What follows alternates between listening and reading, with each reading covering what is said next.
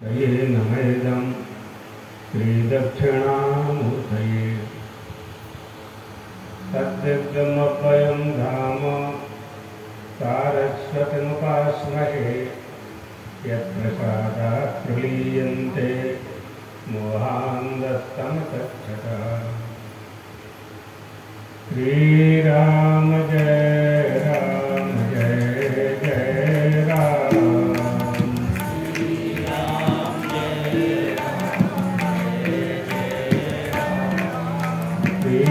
राम जय राम जय जय राम। श्री राम जय राम जय जय राम। श्री राम जय राम जय जय राम। श्री राम जय राम जय जय राम। श्री राम जय राम जय जय राम। श्री राम जय राम जय जय राम। श्री राम जय राम जय जय राम। श्री राम जय राम जय जय राम। श्री राम जय राम जय जय राम। श्री राम जय राम जय राम। धर्म की जय हो। धर्म का नाश हो। प्राणियों में भावना हो। विश्व का कल्याण हो। गौ माता की जय हो। जगत गुरु शंकराचार्य भगवान की जय हो। पीठदयाधीश्वर जगत गुरु शंकराचार्य महाराज की जय हो। हर हर महादेव। मंचस्थ विद्वद्वृंद, देवियों सज्जनों, गीता का प्रस्थान, प्रस्थान का एक अर्थ स्थान भी होता है और ये प्रस्थान कहाँ से प्रारंभ होता है? ब्रह्मसूत्र, उपनिषद और गीता, इसको प्रस्थान त्रयी कहते हैं।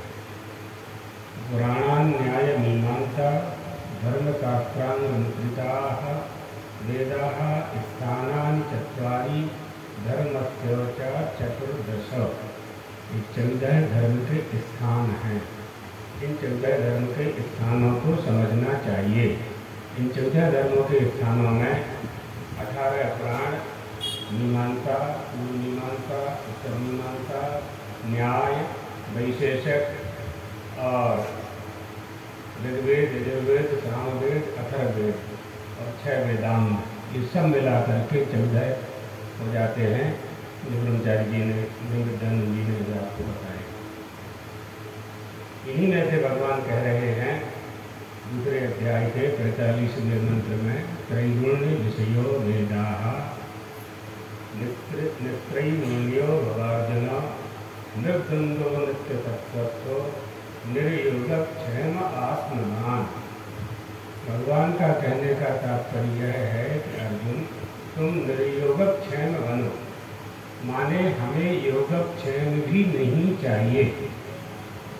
भगवान से हमें भरण पोषण की भी कामना नहीं करनी है। और ऊपर की बात है ये, जो भगवान ने प्रारंभ में ही कह दी है, भगवान की वाणी की तो कोई ऊपर नीचे क्या क्या कोई कह सकता है, लेकिन ऐसी बात परमात्मा ने कह दी है कि वेदों से तो साधकों को वह वस्तु चाहिए जो उनकी कामना पूर्ति करती है, और जिनको कोई कामना ही नहीं करना है, कि उनकी कोई इच्छा ही नहीं है, कोई कामना ही नहीं है, वो ईश्वर से क्यों कुछ मांगे? उनको मांगने की आवश्यकता क्या है? ये शरीर जो दिया है, इससे बड़ी कोई वस्तु है क्या किसी के पास? इससे बड़ी वस्तु की है क्या किसी के पास? ये जो परमात्मा ने दुर्लभ देह दे दिया है, दुर्लभो मानुषो देहो, इसके अतिरिक्त इससे बड़ा क्या हो सकता है कोई?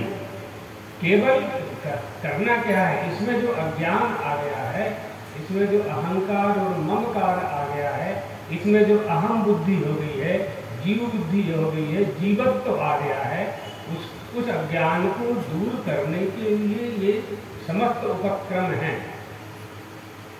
कर्मकांड है, उपासना है, ज्ञान कांड है, भक्ति योग है, ज्ञान योग है, वैराग्य है, नाना प्रकार के जितने भी साधन हैं, यमनिमासन इत्यादि जितने भी साधन,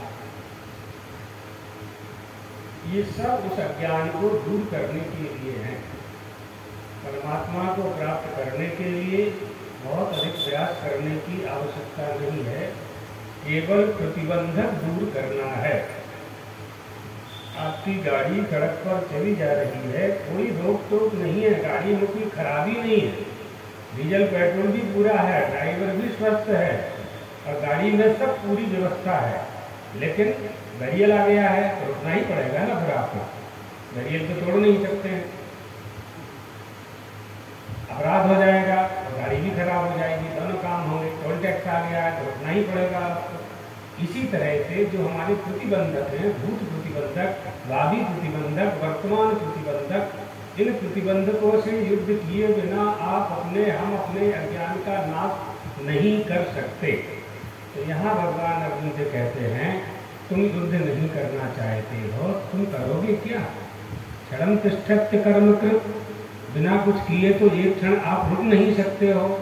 कोई भी मनुष्य शांत नहीं बैठ सकता है, कुछ नहीं करेगा तो विचार करेगा, सोचेगा, चिंतन करेगा, उसका मन दौड़ता रहेगा, वो नहीं दौड़ेगा, मन दौड़ेगा। उसको भी रोकना है, कैसे रोकेंगे, कैसे अभ्यास करेंगे, क्या उपाय है? भगवान कहते हैं कि त्रैगुण्य विषयाः, त्रैगुण्यं संसारः विषयाः प्रकाशयितव्याः, येषां ते वेदाः त्रैगुण्य विषयाः, त्वं तु निस्त्रैगुण्याः। तुम्हें कुछ करना ही नहीं है, जिसे कुछ करना ही नहीं है उसे वेदों की आवश्यकता ही नहीं है, न कुछ करने की आवश्यकता है। निर्वेद तथा निर्योगक्षेमाः अनुपपत्तस्य उपादानं योगाः, उपात्तरक्षणं क्षेमः, योगक्षेम प्रधानश्च प्रेयसी प्रवृत्ति दुष्करा। तुम निर्योगक्षेम हो, अप्राप्त वस्तु को प्राप्त करने का नाम योग है, और प्राप्त वस्तु की रक्षा करना क्षेम है। योगक्षेम को प्रधान मानने वाले की कल्याण मार्ग में प्रवृत्ति होना अत्यंत कठिन है। अतः तुम योगक्षेम को ना चाहने वाला हो जा। आत्मवान अप्रमत्ताः च भव, आत्मवान हो जा, अर्थात आत्म विषयों से, जितने भी अनात्म पदार्थ हैं उन विषयों से दूर हो जा, प्रमाद रहित हो जा, और स्वधर्म अनुष्ठान में लगे हुए के लिए यह उपदेश है। ऐसा एव उपदेशः, हर जगह यह उपदेश लागू नहीं होगा, निर्वेद हो जाए, निर्योगक्षेम हो जाए, ऐसा न समझ लेना। यह उपदेश उनके लिए है, स्पष्ट कर रहे हैं। ऐसा तब उपदेशाः स्वधर्मम अनुतिष्ठताः, स्वधर्म अनुष्ठान में लगे हुए के लिए यह उपदेश है। अर्थात संपूर्ण वेदोक्त कर्मों के जो अनंत फल हैं, ने वेदों का पालन करने से, यज्ञ करने से, एकादशी का व्रत करने से, सोमवार का व्रत करने से, रुद्राभिषेक करने से जो फल प्राप्त होता है, वेदोक्त कर्मों के जो अनंत फल हैं, अनंतानि फलानि तानि न अपेक्षन्ते चेत्, उन फलों को यदि कोई नहीं चाहता है तो वह उन कर्मों का अनुष्ठान ईश्वर के लिए क्यों करे? क्या आवश्यकता है उसको अनुष्ठान करने की? इस प्रश्न के उत्तर में भगवान अर्जुन से कहते हैं, अर्जुन यावानर्थोदपाने सर्वथा कंपिलतोदके तावान्तर्वेषु वेदेषु ब्राह्मणस्य विजानता। अर्जुन, जो सब ओर से चारों तरफ से परिपूर्ण जलाशय के प्राप्त हो जाने पर छोटे जलाशय में मनुष्य का जितना प्रयोग रहता है, ब्रह्म तत्व को जानने वाले ब्राह्मण का समस्त वेदों में उतना ही प्रयोजन रह जाता है। अब इस बात को समझ लीजिए। जिस तरह से किसी व्यक्ति ने बहुत बड़े समुद्र के किनारे में, मीठे समुद्र के किनारे में रहने का अभ्यास कर लिया है, फिर वो छोटी नदी नाले में क्यों जाएगा पानी पीने के लिए? या जिस पक्षी ने मानसरोवर का पानी पी लिया है, कैलाश मानसरोवर का पानी पी लिया है, फिर वो मनुष्य नदी तालाब का पानी पीने के लिए नहीं जाएगा।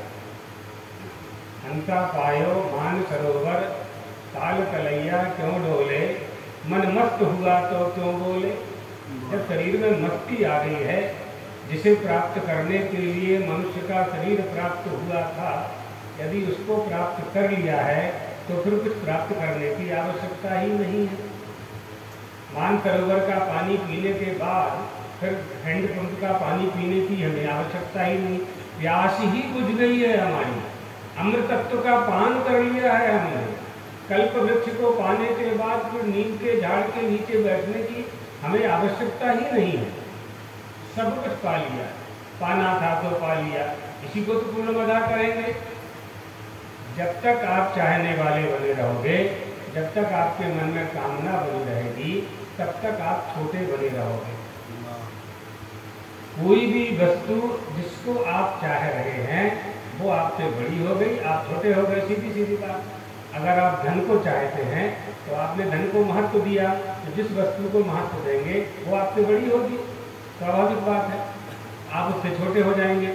आप केवल धन कमाने वाले बन जाएंगे, आप धनी बन जाएंगे, लेकिन धन आपसे बड़ा होगा, क्योंकि आप उसको महत्व दे रहे हैं। महत्व देने का प्रमाण है, तभी तो उसको तिजोरी में रख रहे हैं, सुरक्षित स्थान पर रख रहे हैं। इसलिए जो वस्तु हमारे जीवन में महत्वपूर्ण होती है, हम उसकी रक्षा करते हैं। ये बात हम इसलिए बता रहे हैं कि महत्वपूर्ण वस्तु कौन सी है। यदि हमारे जीवन में धर्म और ईश्वर ये महत्वपूर्ण हो जाते हैं तो फिर हम इनकी रक्षा करते हैं। इनकी रक्षा करने का अर्थ क्या है? इनका पालन करते हैं। इनका पालन करना ही इनकी रक्षा करना है। शौनकादि ऋषियों ने यही तो सूत जी से पूछा था श्रीमद् भागवत में कि योगेश्वर के गोलोक गमन कर लेने के बाद धर्म किसकी शरण में गया था? धर्मात्मा की शरण में गया था। धर्मात्मा राजा परीक्षित थे। परीक्षित ने धर्म और गौ यानी पृथ्वी दोनों की उस समय रक्षा की। धर्मात्म शरणं गता। तो धर्म और ईश्वर को अगर हम महत्वपूर्ण बना लेते हैं और ये सब आनुषंग हमारे उपयोगी वस्तुओं में आ जाते हैं, धन आदि संपत्ति ऐश्वर्य, ये तो मनुष्य को सब चाहिए जीवन चलाने के लिए, बिना इनके काम तो चलता नहीं है। लेकिन हमारा सर्वस्व क्या है? हमारे जीवन में महत्वपूर्ण वस्तु क्या है? अगर उसमें धर्म और ईश्वर महत्वपूर्ण वस्तु बन जाते हैं तो सनातन धर्म में दो ही वस्तु तो प्रधान है, एक धर्म और ईश्वर। धर्म साधन है, ईश्वर साधन है। लेकिन ये साधन कब फल देता है हमें? ये अच्छी तरह से पूरा फल कब देता है? जब हम धर्म के लिए धर्म करते हैं, तब ये हमारे लिए फलीभूत होता है, फलवान होता है। धर्म के लिए धर्म करना ये बड़ी बात है। इसलिए नित्रैवर्ण्यो वेदाः, ये तीनों वेद, तीनों जो सत्वगुण, रजोगुण, तमोगुण, इनसे ऊपर की बातें हैं ये सब। भगवान अर्जुन से कहते हैं ब्रह्म तत्व को जानने वाला समस्त वेदों में उसका उतना ही प्रयोजन रह जाता है जितना प्रयोजन परिपूर्ण जलाशय को प्राप्त कर लेने वाले व्यक्ति का जल के प्रति रह जाता है। इतनी सी तो बात है। कर्म जो करते हैं वो किस लिए करते हैं? मनुष्य काम क्यों करता है? ये भी प्रश्न आता है ना, मनुष्य काम क्यों करता है? काम नहीं करेंगे तो खाएंगे क्या? खाते क्यों? क्या खाएंगे तो खाएंगे नहीं तो जिंदा क्यों रहते? जिंदा कैसे रहेंगे? अच्छा, जिंदा क्यों रहना चाहते हैं, है ना? जिंदा क्यों रहना चाहते हैं? और बहुत विचार करते हैं लोग। इन बातों पर विचार जब करते हैं तो सुख की प्राप्ति होती है कि हम जिंदा क्यों रहना चाहते हैं। तो जिंदा रहना चाहते हैं तत्व जिज्ञासा के लिए। तत्व जिज्ञासा क्यों करना चाहते हैं? तत्व जिज्ञासा करने की आवश्यकता क्यों है मनुष्य को? ये न भूयो न दुखम, ताकि दोबारा दुख ना हो, दोबारा दुख ना हो। ये मनुष्य जितने भी काम करता है दुख की निवृत्ति के लिए ही तो करता है। आवृंबस्तंभ पर्यंत ही सर्व प्राणी ही सर्व प्रकार दुखम स्वरसप एव, दुख को भगाने में ही पूरा प्रयास उसका हुआ करता है। चींटी से लेकर हाथी तक दुख को भगाने में, सुख की प्राप्ति में लगे हुए रहते हैं। तो एन भूयो न दुखम, दुख क्यों आता है और दुख को ये क्यों भगाना चाहता है? ताकि दूसरी बार जन्म ना हो। इसको दुख क्यों होता है? शरीर आत्मा को दुख क्यों होता है? आत्मनः किम निमित्तम दुखम, इसलिए होता है कि शरीर का परिग्रह करता है। शरीर परिग्रह निमित्तम, शरीर परिग्रह केन भवति कर्मणा, कर्म करता है इसलिए शरीर का परिग्रह, शरीर का परिग्रह करता है, कर्म करता है।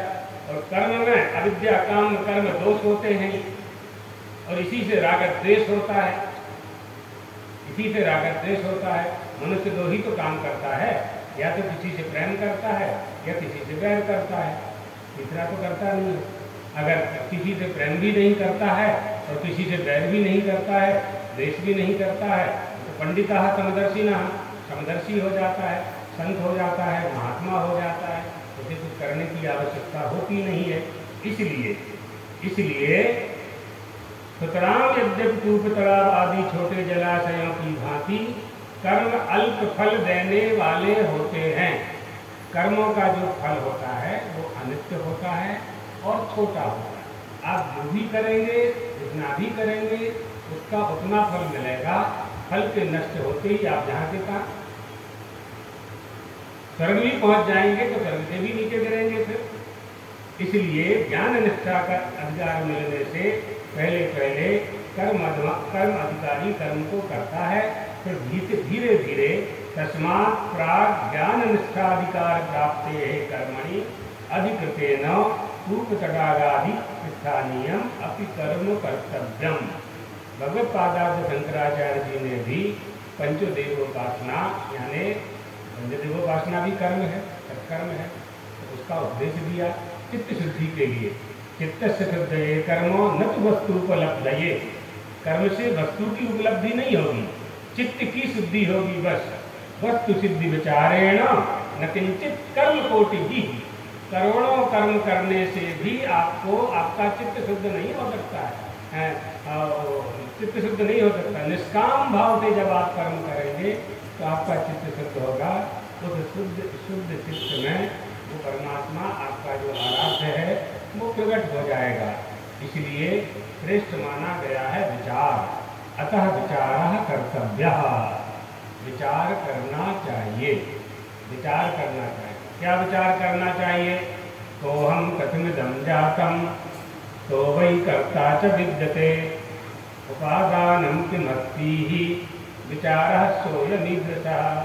मैं कौन हूँ, कहाँ से आया हूँ, मुझे क्या करना चाहिए, क्या करना अभिष्ट है, क्या करने से मुझे इदम अभिष्ट साधनम, यह करना मेरे लिए उचित होगा, ये विचार करना। तो विचार के साथ विवेक होना चाहिए। विचार और विवेक के बिना हम जो भी काम करते हैं उस क्रिया का फल तो प्राप्त होता है, लेकिन हमें स्थायी फल की प्राप्ति नहीं होती है, स्थायी सुख की प्राप्ति नहीं होती। इसलिए पहले अधिकार मिलने से पहले, ज्ञान निष्ठा में अधिकार मिलने से पहले कर्माधिकारी की व्याख्या की जा रही है। कर्म करना चाहिए। कैसे करना चाहिए? कर्मण्येवाधिकारस्ते मा फलेषु कदाचन। हे अर्जुन, तेरा कर्म करने में ही केवल अधिकार है, उसके फलों में तुम्हारा अधिकार नहीं है। इसलिए तुम कर्मों के फल का हेतु मत बन तथा तेरी कर्म में न करने में भी आसक्ति ना हो। बात क्या है? मजदूर काम करते हैं सड़क पर, और सड़क पर काम करने वाले मजदूरों को सुपरवाइजर 1 तारीख को उनका मेहनताना देते हैं, उनकी तनख्वाह देते हैं। अच्छा वो ना दे 1-2 महीना तो आपके हाथ में क्या है? जिन मजदूरों ने कर्म किया है, सड़क बनाई है, उसका फल प्राप्त करने में उनका अधिकार तुरंत मिल जाए, ये आवश्यक नहीं है। किसान बोनी करते हैं, कर्म किया ना किसान ने, बड़ा परिश्रम करके खेत को तैयार करके उसने बोनी की और फसल तैयार हो गई और ओले गिर गए, ऐसा होता है कई बार। ऐसा क्यों हुआ? उसको कहाँ कर्म का फल प्राप्त हुआ? किसान को कर्म का फल कहाँ प्राप्त हुआ? 40 विद्यार्थियों ने विद्या अध्ययन किया एक क्लास में, 30 विद्यार्थियों की नौकरी लग गई, 10 की नहीं लगी। 30 विद्यार्थी पास हो गए, 10 फेल हो गए। तो वो 10 क्या फेल होने के लिए पढ़ रहे थे ना, फिर भी फेल हो गए। ऐसा क्यों होता है? हमें उन 10 विद्यार्थियों को कर्म का फल क्यों नहीं मिला और इन 30 विद्यार्थियों को कर्म का फल क्यों मिल गया? ये बहुत विचार और विवेक की यहाँ आवश्यकता है। हमारी क्रिया, हमारे पुरुषार्थ के साथ धर्म, अर्थ, काम, मोक्ष की प्राप्ति में पुरुषार्थ के साथ परमात्मा का अनुग्रह भी बहुत आवश्यक हुआ करता है। हमारी निष्ठा भी इसमें सहयोग करती है। इसलिए कर्म फल में तृष्णा होगी तो कर्म फल का अधिकारी बनेगा। कर्म फल में तृष्णा होगी नहीं तो कर्म फल का अधिकारी नहीं बनेगा। कर्म करना उसका काम है तो कर रहा है, करना चाहिए सो कर रहा है बस। बैठना चाहिए इसलिए बैठता है, बैठने की इच्छा नहीं। भोजन करना चाहिए इसलिए भोजन करता है, भोजन करने की कोई इच्छा नहीं है। जो मिल जाए तो खा लेता है, जलेबी खाने की कोई इच्छा नहीं है। ये कर्म करते हुए भी कर्म के फल की तृष्णा से मुक्त होना बहुत मुश्किल होता है, लेकिन होता है। इसलिए कर्म कमंडल कर गए, जिम चाहे कहाँ जाए, बापी कूप दड़ा तड़ाग जल, बूंद न अधिक समाए। एक बूंद ज़्यादा नहीं जा सकता है कमंडलू में। जितने कमंडलू की क्षमता है उतना ही पानी आप उसमें भर सकते हैं। आपका लोटा जितना पानी सहन कर सकता है उतना ही पानी आप उसमें भर सकते हैं। इसी तरह से किसी के पुण्य और किसी के पाप काहू न कोई सुख दुख कर दाता। न कोई किसी को सुख देता है, न कोई किसी को सुख देता है। अपने कर्म का फल स्वयं मनुष्य को भोगना पड़ता है। इसलिए अपने शरीर से अच्छा करना चाहिए, अच्छा करना चाहिए, अच्छा बोलना चाहिए, अच्छा भोजन करना चाहिए। किसी भी वस्तु की संसार में आ गए हैं तो मनाही तो नहीं है। संसार में जीवन यापन करना है तो वो करना ही पड़ता है, करना चाहिए। लेकिन क्या करना चाहिए, क्या नहीं करना चाहिए, यह विवेक केवल मनुष्य के पास है। और अगर मनुष्य के पास नहीं हुआ तो फिर मनुष्य भी मनुष्य नहीं कहलाएगा। इसलिए मानव होने का धर्म लोग बात करते हैं ना, हम कुछ नहीं मानते। कई लोग कहते हैं हम तो केवल मानव धर्म मानते हैं। मानव धर्म तुमको कौन बताएगा? माता गीता ही मानव धर्म बताएगी आपको। गीता का उपदेश ही मानव धर्म का उपदेश करेगा। मानव किसे कहते हैं पहले तो यही समझना होगा, है ना। मुख, नासिका, श्रोत्र, जीवा, ये जो हमारा अष्टादश अंग का शरीर है यही मानव है, इतना ही मान लेना मानवता नहीं होती है। इसके द्वारा कौन से कार्य करने हैं, कौन से नहीं करने हैं, इनको समझना और प्राणी मात्र में एकता का भाव लाना। जितने भी हमारे दर्शन हैं, भारतीय जितने भी दर्शन हैं, इनमें सब एक हैं। अलग अलग ड्रेस पहन करके बच्चे स्कूल में जाते हैं तो ऐसा नहीं है कि उनको ज्ञान की प्राप्ति अलग अलग होती है। उनको जो सिलेबस के अनुसार, पाठ्यक्रम के अनुसार जो पढ़ाया जाता है वो 40 बच्चों को एक सा ही प्राप्त होता है, चाहे उन्होंने काला, सफ़ेद, लाल, पीला कोई भी कुर्ता, ड्रेस, टी शर्ट पहनी हो। गणवेश से विद्या अध्ययन में कोई, वो तो एक केवल गणवेश बनाना, एक माहौल क्रिएट करना, एक वहाँ का वातावरण बनाना स्कूल का। इसी तरह से हमारे जो मत हैं ये अनेक मत होते हुए भी अनेक मत। यम तैव समुपासते शिव इति ब्रह्मेति वेदान्तिनो बौद्धा बुद्ध इति प्रमाणपटवः कर्तेति नैयायिकः अर्हन् नित्यथ जैनसाकनिरताः कर्मेति मीमांसकाः सोऽयं वो विदधातु वाञ्छितफलं त्रैलोक्यनाथो हरिः। शहीद जिसकी शिव समझ करके उपासना करते हैं, ब्रह्म तो एक ही है, अपनी अपनी समझ के अनुसार संप्रदाय और मत के अनुसार उस परम तत्व की उपासना की जाती है। शैव जिसकी शिव समझ करके उपासना करते हैं, वेदांती जिसकी ब्रह्म समझ करके उपासना करते हैं, बौद्ध जिसकी बुद्ध समझ करके उपासना करते हैं, नैयायिक जिसे जगत का कर्ता मान करके उपासना करते हैं, जैन अर्हत मान करके जिसकी उपासना करते हैं, मीमांसक कर्मोपासक होकर के जिसकी उपासना करते हैं, वह त्रैलोक्य का नाथ है, उसी को हरि कहते हैं। आप सभी की कामनाओं को वो पूरा करे और आपका कल्याण करे। ये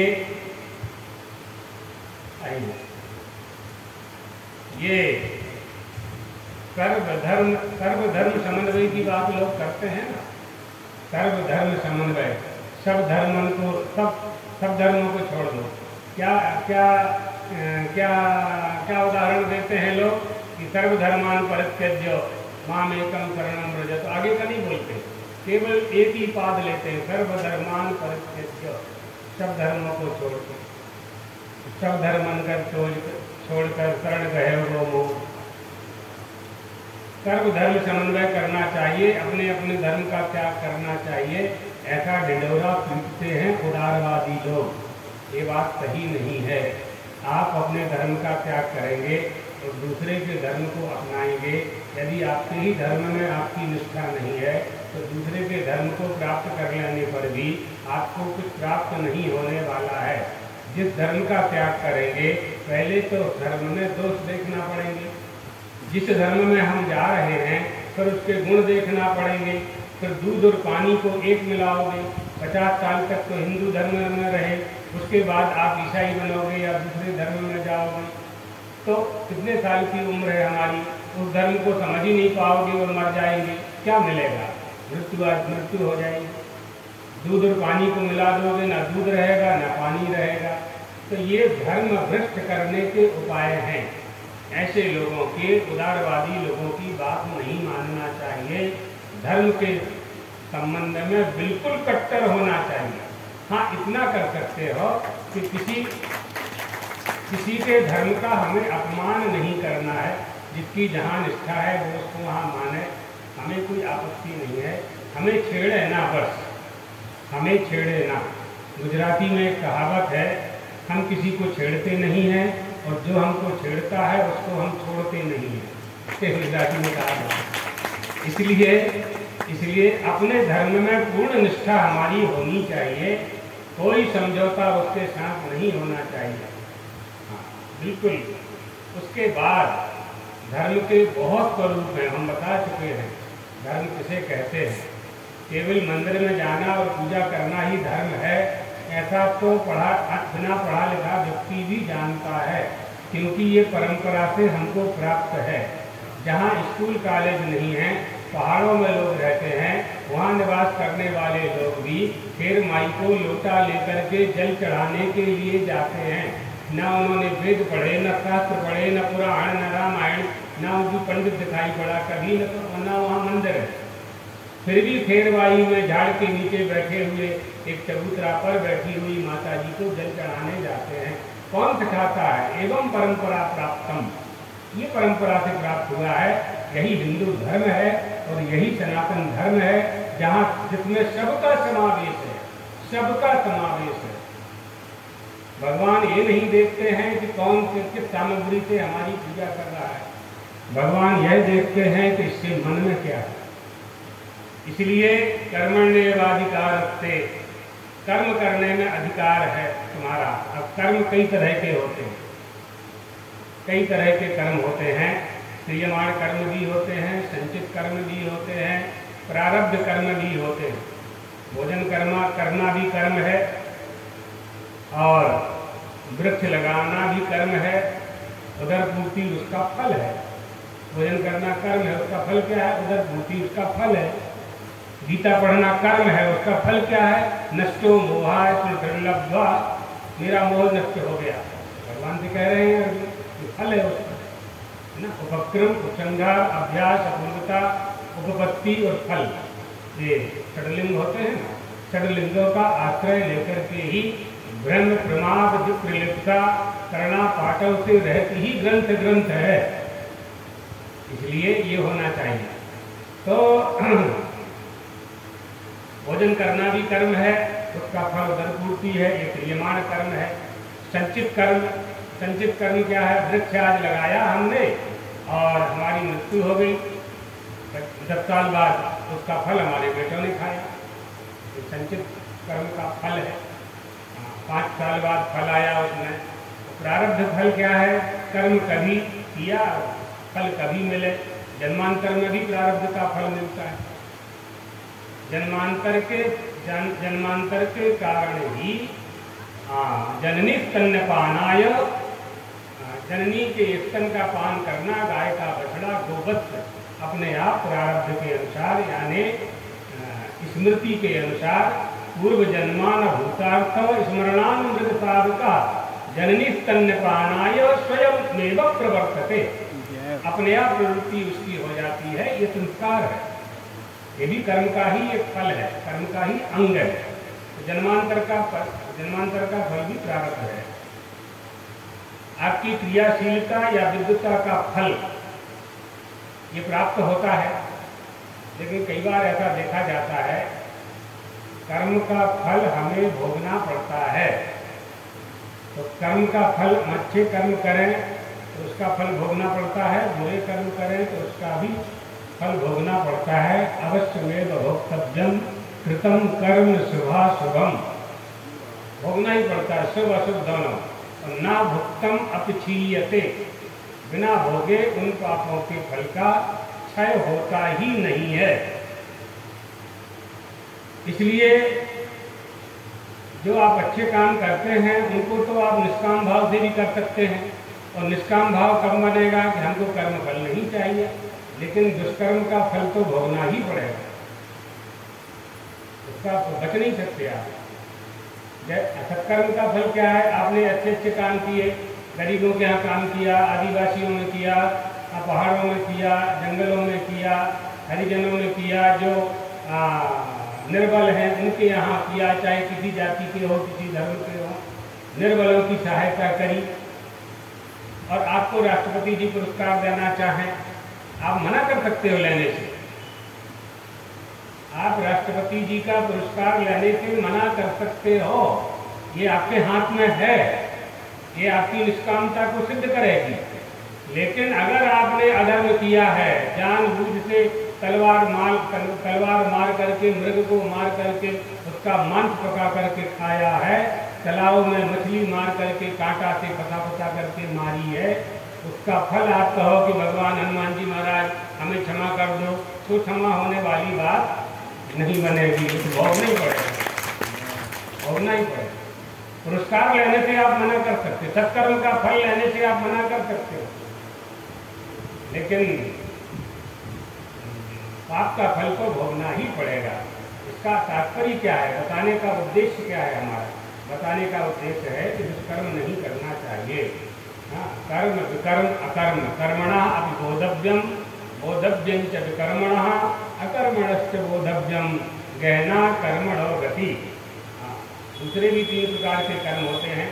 व्याकरण की दृष्टि से 4 प्रकार के कर्म होते हैं, उत्पाद्य, विकार्य, तंत्रकार्य, प्राप्त।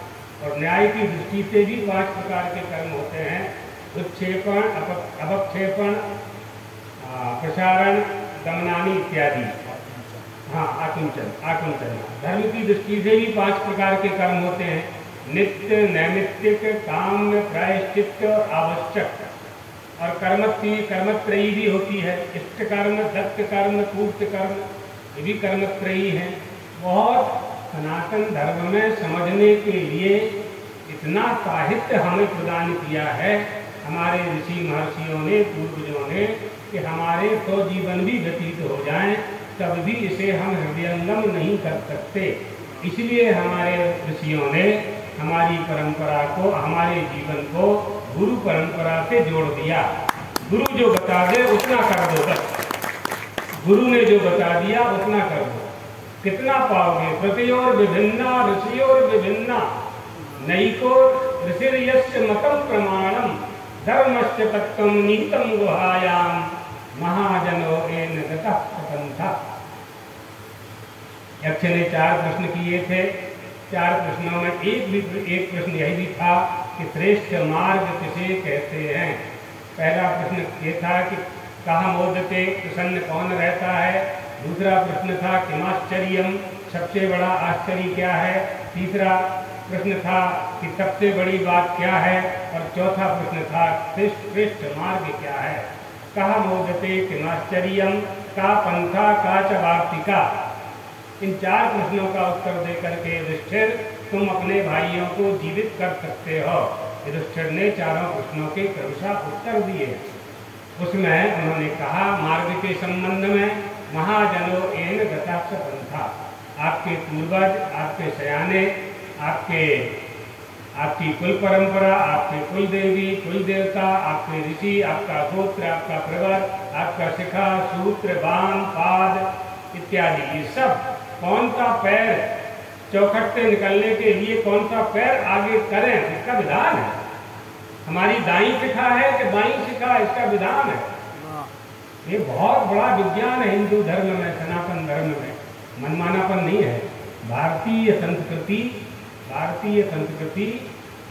ये बिल्कुल धर्म, ये विश्वस्य सर्वेषु देशेषु प्रवर्तमानासु अनेक विधासु संस्कृतिषु श्रेष्ठा ज्येष्ठा चास्ति भारतीय संस्कृति। सबसे श्रेष्ठ, सबसे बड़ी भारत की संस्कृति है। पूरे विश्व की वर्णीय संस्कृति है। विश्व के लोग हमारी तरफ मुंह लगा करके देखते हैं कि भारत में क्या हो रहा है। इसलिए इसको सोने की चिड़िया कहते हैं। सोने के पहाड़ के कारण सोने की चिड़िया नहीं कहता। धरती में हीरा मिला इसके लिए सोने की चिड़िया नहीं है। ये संस्कृति संस्कारों के लिए जाने जाना वाला भारत सोने की चिड़िया के नाम से जाना जाता था। इसलिए कर्म और कर्म का फल, एक क्रिया से कुछ प्राप्त होगा लेकिन सब कुछ प्राप्त नहीं होगा। आम का फल कर्म जन्यत्व है तो नीम का फल भी कर्म जन्यत्व है। आम का फल मीठा होता है, नीम का फल कड़वा होता है। दोनों की क्रिया में भेद है। ये तमाम भेदों में, तमाम अनेकता में एकता का दर्शन बहुत कठिन बात है। समझे बिना इसका फल हम प्राप्त नहीं कर सकते हैं।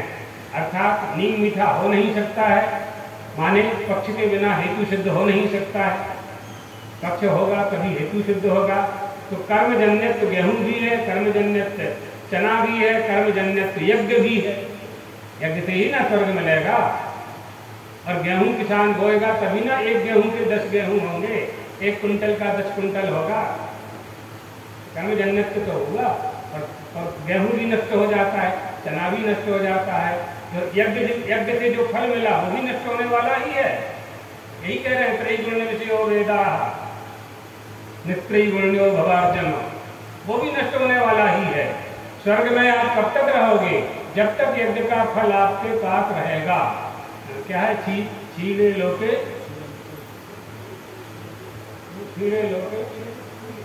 हम मृत्यु लोके विसंति। पुण्यक्षय हो जाने के बाद मृत्यु लोक में आना ही पड़ता है।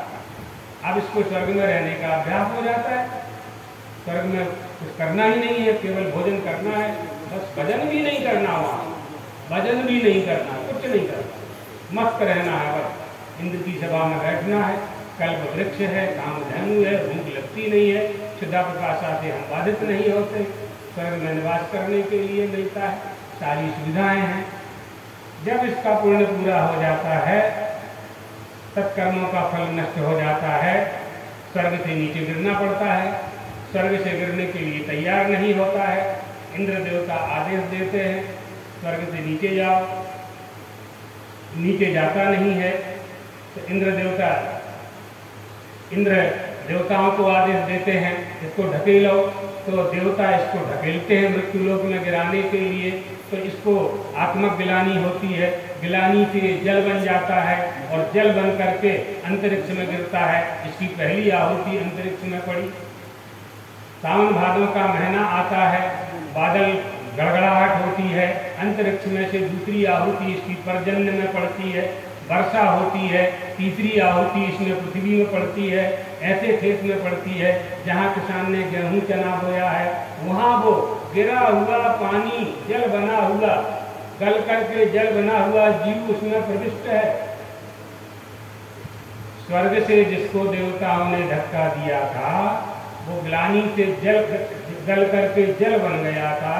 वो जल की बिंदु आपके द्वारा खाए गए गेहूं के आटे में बैठी हुई है। तो चौथी आहुति आपके पेट में पड़ी, तो रोटी बनी, वो रोटी बनकर आपके पेट में पड़ी, मनुष्य के पेट में पड़ी, और उससे रस रक्त मांस मज्जा अस्थि आदि का निर्माण हुआ। 18 साल 21 साल के बालक बालिका का विवाह हुआ, गृहस्थाश्रम संबंध स्थापित हुए और आपके आंगन में बालक का जन्म हुआ। तो वो जो स्वर्ग से गिरा हुआ गला हुआ जल था, जिसमें वो जीव था जो स्वर्ग के फल को भोग रहा था, वो आपके घर में पैदा हो गया। स्वर्गस्थितानां इहि जीवलोके चत्वारि चिन्नानि वसन्ति देहे गान प्रसंगो मधुरा च वाणी देवार्चनम ब्राह्मण तर्पणं च। आपके घर में जो बालक पैदा हुआ है, बालिका पैदा हुई है, वो स्वर्ग से आया है कि नरक से आया है, कैसे मालूम करेंगे? ये मालूम करने का उपाय है। दान प्रसंगो मधुरा च वाणी, मधुर वाणी बोलता है, उसको देख करके लोगों के मन में प्रेम उमड़ता है, वो सबसे प्रेम करता है, दान देने की उसकी आदत है, ब्राह्मणों की धर्म की महात्माओं की सेवा करता है और माता पिता की सेवा करने वाला होता है। समझ लीजिए हमारे घर में आने वाली संतान हमारे घर में आने के पहले स्वर्ग में थी, यही पहचान है। अब नरक से आए हैं श्रीमान जी, कैसे पता करोगे? धुंधकारी आ गए, धुंधकारी पैदा हुआ, नरक से आया कैसे जानोगे? अत्यंत कोपा कटुका च वाणी दरिद्रता च स्वजनेषु वैरम नीच प्रसंगः कुलहीन सेवा चिन्नानि चत्वारि नरकस्थितानां। बार बार में गुस्सा, माँ खीर बना के लाई, कटोरी फेंक दी, नहीं खाना जाओ, बार बार गुस्सा करता है। अत्यंत कोपा कटुका च वाणी, देवताओं का अपमान करता है, नीच प्रसंगा, नीच लोगों की संगति करता है, कुलहीन सेवा, जिनकी सेवा नहीं करनी चाहिए उनकी सेवा करता है। और कटुका च वाणी, वाणी के जो 4 दोष हैं, अनृत्य पारुष्य और पैशुन्य और असंबद्ध, ये चारों दोष उसमें विद्यमान है। पारुष्यम अनंतंचैव नहीं, ये चारों दोष इसमें विद्यमान हैं। समझ लीजिए हमारे घर में आने के पहले श्रीमान जी नरक में थे, किसी एक पुण्य के प्रभाव के कारण पापों का फल भोग करके अब फिर से पैदा हो गए हैं, फिर से मनुष्य बन गए हैं। इसलिए ये बात बार बार कही जाती है कि मनुष्य होने का फल, हमें फलवान होना चाहिए ना, तो मनुष्य होने का फल यह है कि हम मुक्त हो जाएं, मुक्त हो जाए हमारा, न मुक्त हो सके न मुक्त हो सके तो कम से कम इतना तो कर लें कि फिर से मनुष्य बन जाए, दूसरी बार भी माँ मनुष्य की माँ मिल जाए हमें, मनुष्य का पिता मनुष्य पिता मिल जाए हमें, इतना तो हम कर ही सकते हैं और वो हमें करना चाहिए, वो हमें करना चाहिए ये बात। इसलिए भगवान अर्जुन से कह रहे हैं कर्मणि एव अधिकाराः न ज्ञान निष्ठायां ते तव तत्र च कर्म कुर्वतः मा फलेषु अधिकारः अस्तु कर्म फल तृष्णा मा भूत् कदाचिन कस्यचित् अपि अवस्थायाम् इत्यर्थः। यदा कर्म फले तृष्णा ते स्यात् तदा कर्म फल प्राप्तेः हेतु स्यात्। एवं माँ कर्म फल हेतु भू। यदि कर्म फल में तेरी तृष्णा होगी, तू कर्म फल प्राप्ति का कारण बनेगा, अर्थात उस कर्म का फल पाने के लिए फिर तुझे जन्म लेना पड़ेगा और जन्म मरण का चक्र हमेशा बना रहेगा। इसलिए एक कारण से सभी कार्य सिद्ध नहीं होते। अग्नि शांत करने कहीं अगली आग लग गई है तो तरल पदार्थ डालना पड़ता है। तो तरल पदार्थ क्या है? पानी। पानी डालने से अग्नि शांत हो जाती है। तरल पदार्थ तो डीजल भी, पेट्रोल भी तरल है। एक ही क्रिया सर्वत्र लागू नहीं हो सकती है। पेट्रोल डीजल अगर डालेंगे तो आग और भड़क जाएगी। इसलिए अग्नि को शांत करने के लिए जल ही चाहिए। उसका विरोधी है शारीरम वाचिकम मानसंच कर्म श्रुति स्मृति सिद्धम धर्माख्यम यद्विद्या जिज्ञासा धर्म जिज्ञासा। इसलिए धर्म जिज्ञासा करनी चाहिए। धर्म जिज्ञासा करनी चाहिए। कर्म का फल तो इसी तरह से हमें प्राप्त हो जाता है जैसे हजारों बछड़ों के झुंड में खड़े हुए अपने बालक को, अपने बछड़े को गाय खोज लेती है। इसी तरह से गच्छन्ति चान्तरिक्षे वा प्रविशन्ति महीतले। चाहे आप अंतरिक्ष में चले जाओ और चाहे पाताल में चले जाओ, कर्म का फल आपको वैसे ही खोज लेगा जैसे गाय अपने बछड़ों को हजार बछड़ों में खोज लेती है। इसलिए अच्छे कर्म करने की आदत डालनी चाहिए। भारतीय संस्कृति के ये संस्कार हैं। हमारा उत्थान और पतन ये कर्म से ही हुआ करता है। और गृहस्थाश्रम में क्या, प्रायः सभी आश्रमों में 16 संस्कारों का जो विधान है इस देह की शुद्धि के लिए तो है। देह की शुद्धि इसलिए की जाती है ताकि हमेशा इसकी निरंतर प्रवृत्ति सत्कर्मों में ही लगी रहे, सत्य चित्त आनंद में ही लगी रहे, सत्य में ही इसकी प्रियता बनी रहे, चित्त में ही इसकी प्रियता बनी रहे, आनंद में ही रहने का इसका स्वभाव बन जाए। क्यों स्वभाव बन जाए? क्योंकि ऐसे ही स्वभाव वाला ये था। ये स्वयं आनंद स्वरूप ही था। ये मनुष्य स्वयं आनंद स्वरूप है। अज्ञान के कारण ये आनंद का भोक्ता बन गया है। आनंद को इसने भोग्य बना लिया है। तो पानी को नहीं पीता है, शक्कर को नहीं खाती है, अग्नि को नहीं जलाती है, अज्ञान को आनंद को नहीं खोजता है। हम फिर खोज क्यों रहे हैं? हमारी खोज क्यों चल रही है? क्यों हम 5वीं से 6वीं में जाना चाहते हैं? क्यों स्कूल से कॉलेज में जाना चाहते हैं? कॉलेज के बाद क्यों PhD करना चाहते हैं? क्यों प्रोफेसर बनना चाहते हैं? इसलिए कि अज्ञान से हम आच्छादित हो गए हैं। हमारी देह की उन्नति के लिए ये सब करना आवश्यक है। लौकिक सत्ता, लौकिक व्यवहार में ये सब आवश्यक है। लेकिन यह विवेक हमारे मन में, हृदय में हमेशा जागृत होते रहना चाहिए कि हम तो आनंद स्वरूप ही हैं। हमारा शरीर कुछ कर रहा है, उसे करने दो।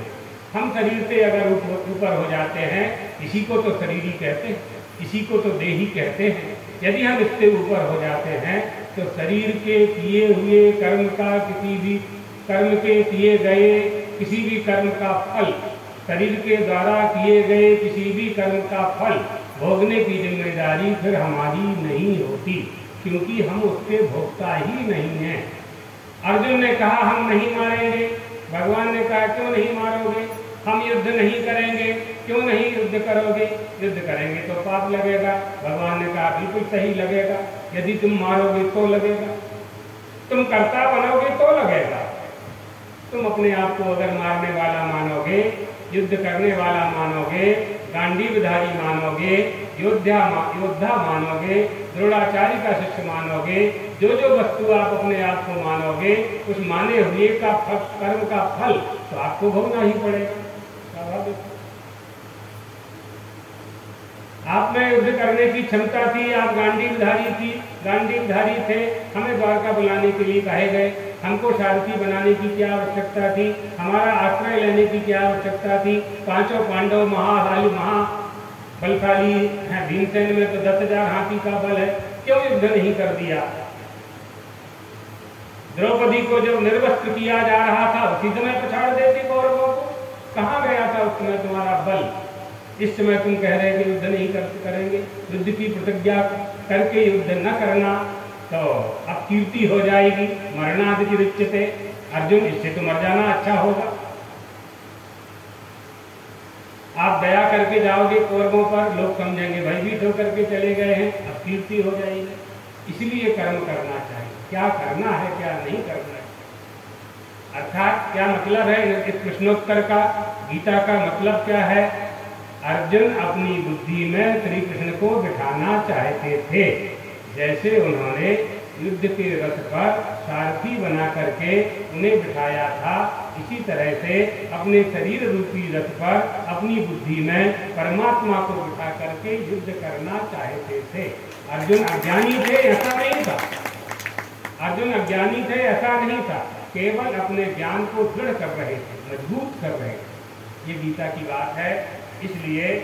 इसलिए भगवान ने कहा अर्जुन योगस्थः कुरु कर्माणि संगम त्यक्त्वा धनंजय सिद्ध सिद्धयोः समो भूत्वा समत्वं योग मुच्यते। समत्वं योग मुच्यते।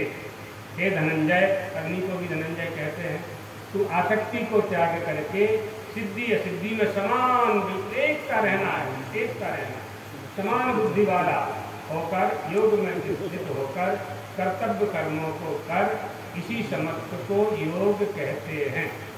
कर्तव्य कर्म तुम्हारा क्या है? कुछ भी करना कर्तव्य नहीं है। कुछ भी करना, अबद्धम वा सुबद्धम वा कुंती पुत्रो विनायका, कुछ भी बोल देना है, कुछ भी कर लेना है। गणेश जी कुंती के बेटा थे, कुछ भी बोल दिया तो ऐसा नहीं चलता है। सोच समझ करके बोलना है, सोच समझ करके करना है। इस क्रिया में हमें विवेक चाहिए। उस विवेक की प्राप्ति हमें गीता जैसे शास्त्र से प्राप्त होती है। उसका सत्संग आप 1 महीने से कर रहे हैं और अभी 20 दिन करेंगे अपने लोग। सदगुरु जी की, गुरुदेव महाराज की कृपा से उन्होंने जो ये सत्संग की ज्ञानोपदेश की परंपरा सैकड़ों साल से प्रारंभ की है, वो अनवरत यहाँ प्रवाहित होती रहती है। इतना लाभ हो सके लेना चाहिए। आज के भोजन को यहीं पूर्ण करते हैं। श्री राम जय राम, जय जय राम। श्री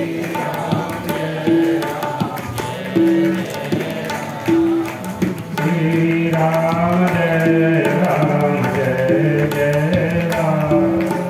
श्री राम जय राम, जय जय